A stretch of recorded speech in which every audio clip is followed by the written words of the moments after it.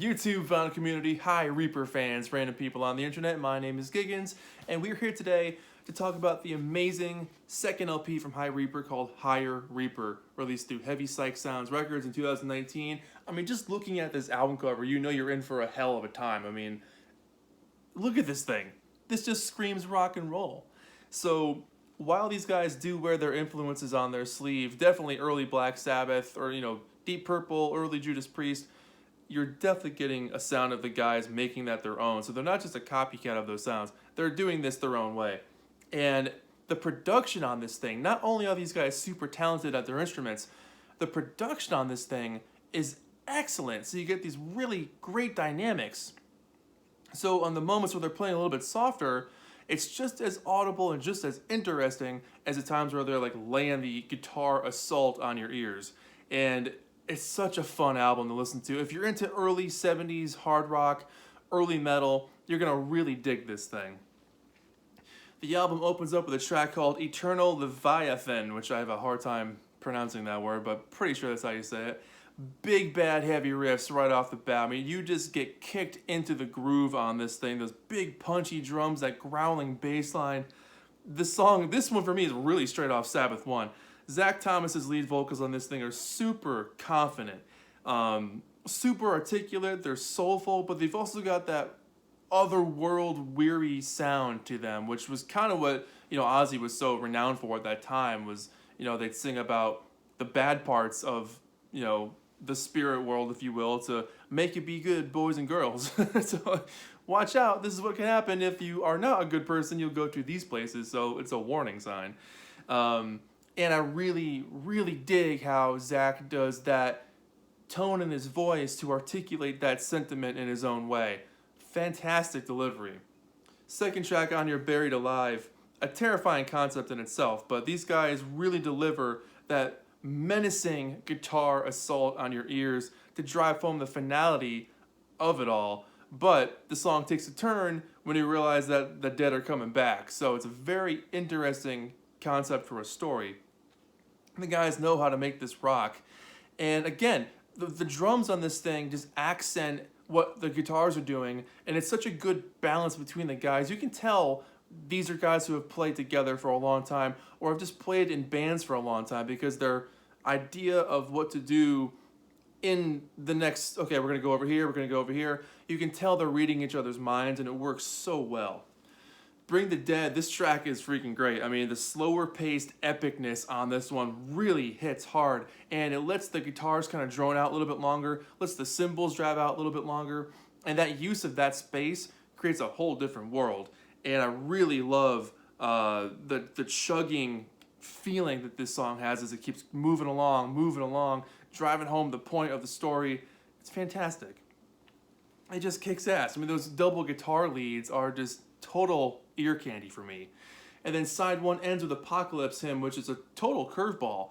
There's no drums on this thing at all. It's a ballad, if you will, and all the guitars are in a much cleaner tone. And hearing them perform this track is great because not only does it prove that they are more than just the heavy chugging riffs, they can do these really intricate, complex progressions. I love hearing the guitars weave in and out of each other, so they're playing off each other really well.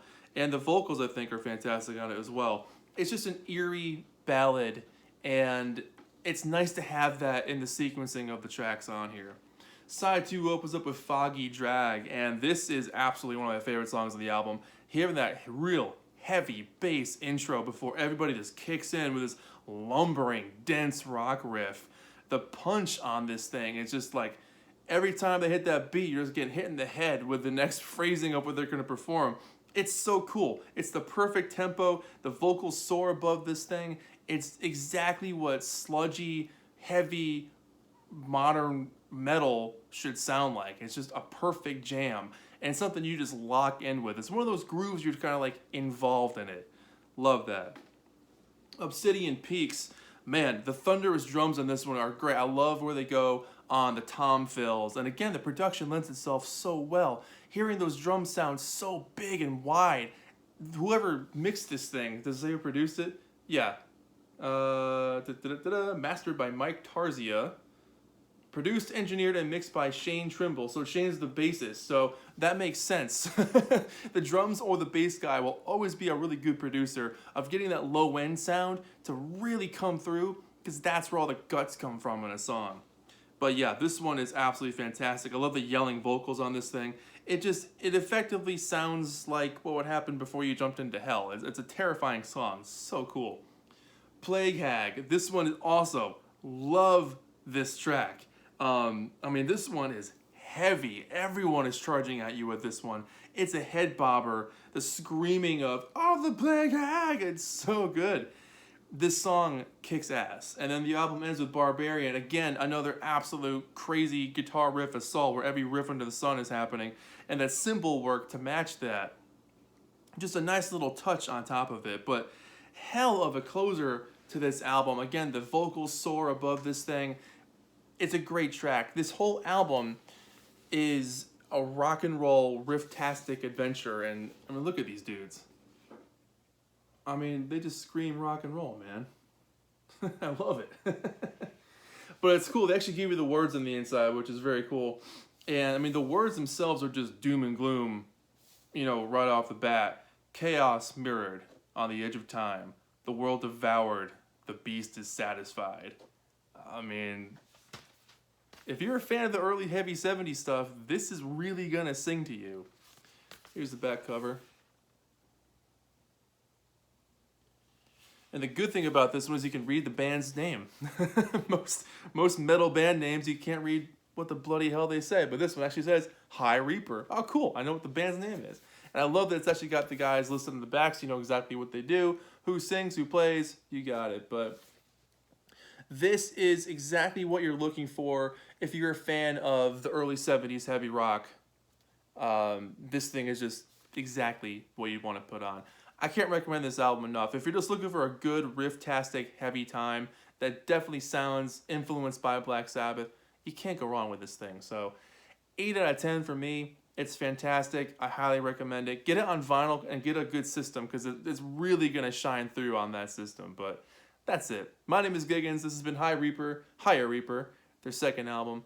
Thank you so much for watching. Let me know what you guys think about this album in the comments if you've heard it. And happy to talk more about this freaking great record. So thank you so much for watching. I'll see you soon. Bye-bye.